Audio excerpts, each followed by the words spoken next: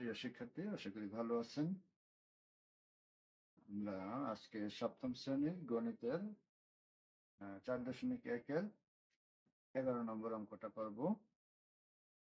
দেখেন অঙ্কটা এখানে আছে 2a square minus 3b square plus c square comma a cube b square. এখন এটার গুণ করতে হবে। এটা প্রথম রাশি, এটা দ্বিতীয় রাশি। আর এই রাশিগুলোরে বলা হয়, এটা হলো গিয়া বহুপদী রাশি, এটা একপদী রাশি। তো এই বহুপদী রাশিটাকে আমরা এই একপদী রাশি দ্বারা গুণ করব।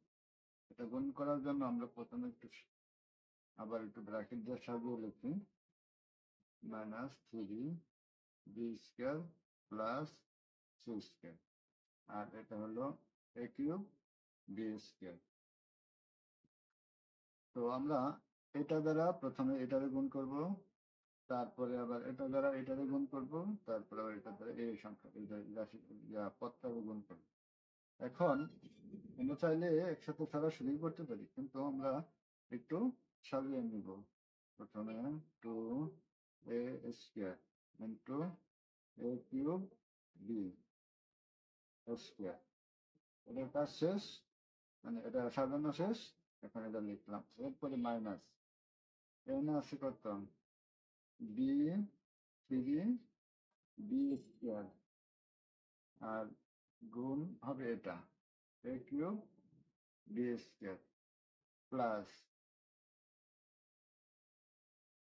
আছে মাইনাস c স্কোয়ার, গুণ হবে a কিউব b স্কোয়ার। এখন দেখেন এবার গুণ করতে হবে, এটার সাথে সংখ্যা সহ কিছু নাই, মানে 1 আছে, এটার সাথে আছে 2, তাহলে 2 আর 1 গুণ করলে 2 হবে, গেল সংখ্যা সহ গুণ। এবার চলক গুলাতে আছে কত, এখানে চলক আছে দুটাই। চলকের ক্ষেত্রে পাওয়ার, চলকের উপরের যেগুলো এগুলো হলো পাওয়ার বা ঘাত। এখানে আছে 2, এখানে আছে 3, 2 আর 3 হলো 5 হবে। আর বি স্কোয়ারের বি স্কোয়ারে লিখলাম, মাইনাসে মাইনাস দিলাম।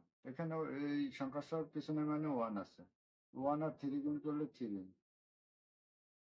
এরপরে আছে a কিউব। এবার বির ক্ষেত্রে দেখেন, বি এখানে 2টা, এখানে আছে 2টা, তো 2 টু দি পাওয়ার 4 প্লাস এখানে আবার দেখেন এটাতে সংখ্যা সহ কিছু নাই, এটাতেও কিছু নাই, তো দরকার নেই। কিছু নাই মানে তো 1 আছে, কিন্তু 1 এর গুণ করার দরকার নেই। এবার চলক গুলাতে ধারাবাহিকান্ত সাজিতে প্রথমে আছে এ লিখলাম, এখানে আছে কত 3, এখানে আছে বি স্কোয়ার, এখানে আছে সি স্কোয়ার। আমাদের এখানে আর গুণ করার কিছু নাই, তো এখন আমরা লিখতে পারি এখানে নির্ণয় গুণফল। গুণফলটা হবে কত, 2 a to the power 5 b square minus 3 a cube b to the power 4 plus a cube b square c square. এই হলো আমাদের নির্ণয় গুণফল। তো আজকে এই পর্যন্তই। আশা করি সবার কোনো সমস্যা হবে না। কোনো সমস্যা থাকলে কমেন্টসে লিখবেন, আমি তার সমাধান দিতে চেষ্টা করব। আর চ্যানেলটি ভালো লাগলে একটু সাবস্ক্রাইব করে রাখবেন, লাইক, কমেন্ট এবং শেয়ার দিবেন। থ্যাংক ইউ সবাইকে।